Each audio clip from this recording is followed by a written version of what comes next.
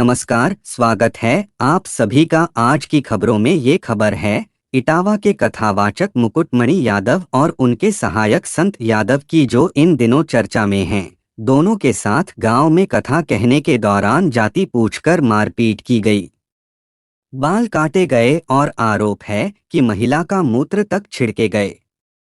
बवाल बढ़ने पर सपा अध्यक्ष अखिलेश यादव ने दोनों को लखनऊ बुलाकर सम्मानित किया। आज तक की टीम दोनों के गांव पहुंची और घर वालों से बातचीत की, लेकिन अब आगे बढ़ने से पहले मेरा आप सभी से एक अपील है, गुजारिश है कि इस चैनल को सब्सक्राइब कर ले ताकि आगे भी आपको खबरें मिलती रहे। तो मुकुटमणि का घर इटावा के थाना सिविल लाइन के अंतर्गत जवाहरपुरा गांव में है। उनके पिता रामप्रकाश यादव ने बताया कि उनके 8 बच्चे हैं, जिसमें सबसे बड़ा मुकुटमणि है। वह यह पिछले 15 साल से कथावाचक का काम कर रहा है। पिता ने बताया कि इन्होंने गुरु शिष्य परंपरा के अंतर्गत अछलदा के पास किसी गांव में अवधेश यादव को अपना गुरु बनाया है।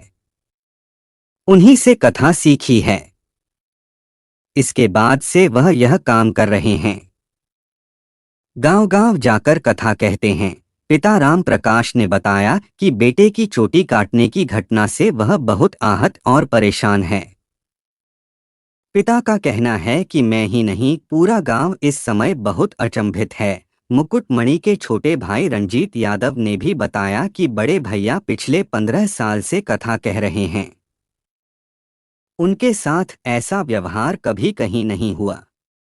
उनके साथ हुई इस घटना का वीडियो मैंने जब से मोबाइल पर देखा तब से मन परेशान है और सब लोग आक्रोशित हैं। जन्म से ही दिव्यांग हैं श्याम जी। मुकुटमणि के साथ श्याम जी कठेरिया 1 साल से उनके साथ कार्यक्रमों में ढोलक बजाया करते हैं। दोनों आंखों से दिव्यांग श्याम जी की माता कुष्मा ने बताया, बेटा जन्म से ही दिव्यांग है। श्याम जी की प्रारंभिक शिक्षा गांव के ही स्कूल से हुई। इसके बाद उनको औरैया में दिव्यांग स्कूल में भेजा गया, जहां श्याम जी ने अपनी पढ़ाई की। स्कूल में ही श्याम जी ने ढोलक बजाना सीखा। माता कुष्मा ने बताया कि लगभग 1 साल से मुकुटमणि के साथ जाकर प्रोग्राम में ढोलक बजाया करते हैं। इसके एवज में मुकुटमणि उनको पैसा देते थे, जिससे उनके घर का खर्चा चलता है। बायोलॉजी से बीएससी किए हैं संत यादव। मुकुटमणि यादव के साथ रहकर सहायक का काम करने वाले संत यादव ने बताया कि उन्होंने बायोलॉजी से बीएससी किया है। पहले टीचर की जॉब करते थे, लेकिन कोरोना के बाद शिक्षण कार्य छोड़कर कथावाचक मुकुटमणि के संपर्क में आ गए और उनके सहायक आचार्य बन गए। संत यादव ने कहा कि मुझे संस्कृत पढ़ना आता है, इसलिए मैंने कथा क्षेत्र में आने का निर्णय किया।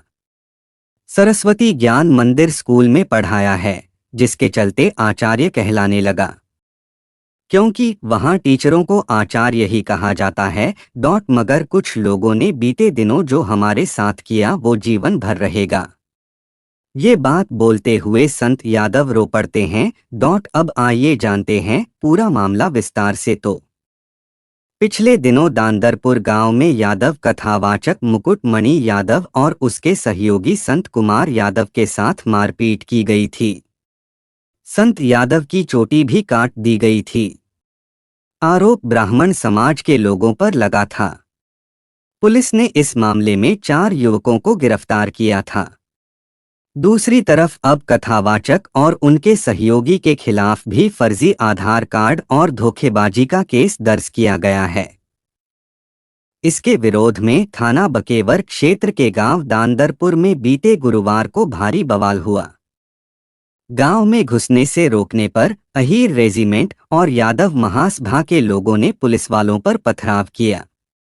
अपने बचाव में पुलिस को हवाई फायरिंग करनी पड़ी। इस घटना के बाद इलाके का माहौल तनावपूर्ण हो गया है। प्राप्त जानकारी के मुताबिक अब तक 19 बवाली गिरफ्तार किए जा चुके हैं। 13 गाड़ियां सीज की गई हैं। इसके साथ ही दांदरपुर गांव में कई थानों की फोर्स तैनात की गई है।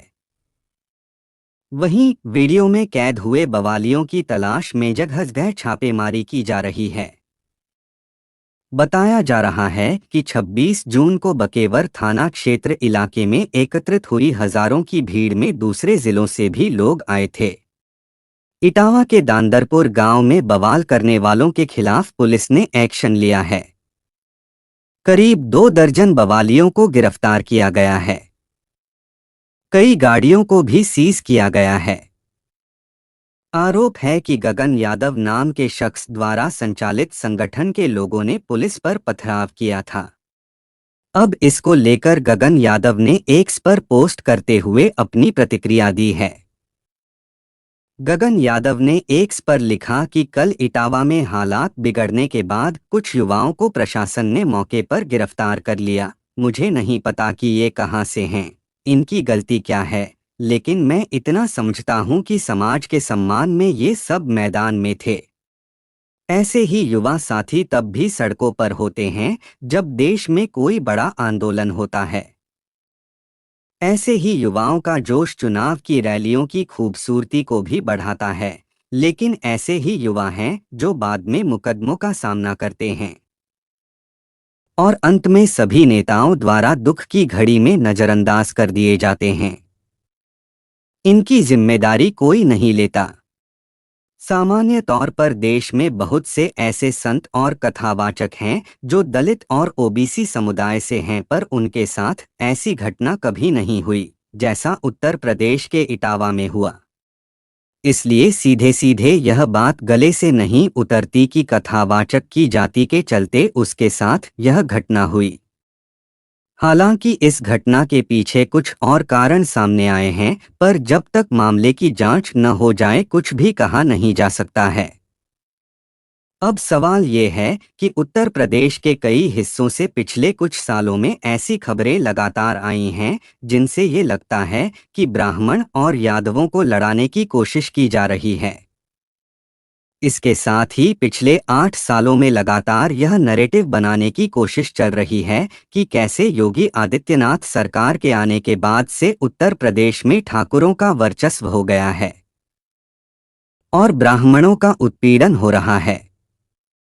दूसरी तरफ इटावा की घटना के सहारे नैरेटिव बनाया जा रहा है कि ब्राह्मण दूसरी जातियों का दमन कर रहे हैं।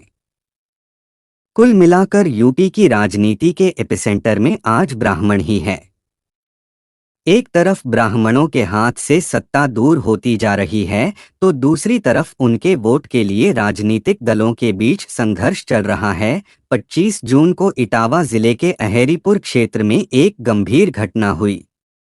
यादव समुदाय के एक कथावाचक के साथ मारपीट की गई।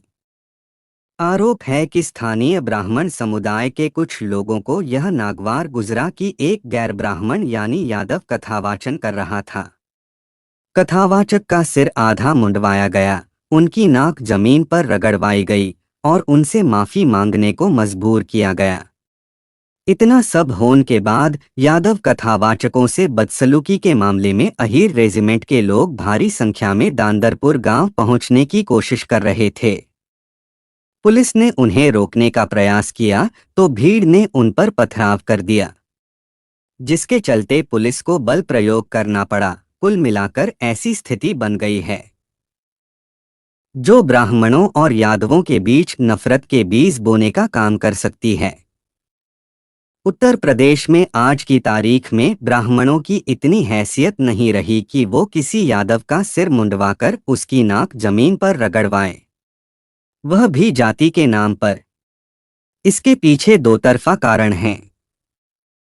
एक तो ब्राह्मण इतने ताकतवर नहीं है, दूसरे यादव समाज प्रदेश में सामंत बन चुका है जो समाजवादी पार्टी के सत्ता में न होने के बावजूद भी हैसियत में है। इसका उदाहरण आप अपने शहर में देख सकते हैं। उत्तर प्रदेश के किसी भी शहर में जितनी गाड़ियां बीजेपी की झंडे वाली मिल जाएंगी, उससे ज्यादा समाजवादी पार्टी की झंडे वाली मिलेंगी। उत्तर प्रदेश में सरकार बीजेपी की है, पर ब्लैक शीशे वाली ज्यादातर कारें समाजवादियों के झंडे वाली दिखेंगी।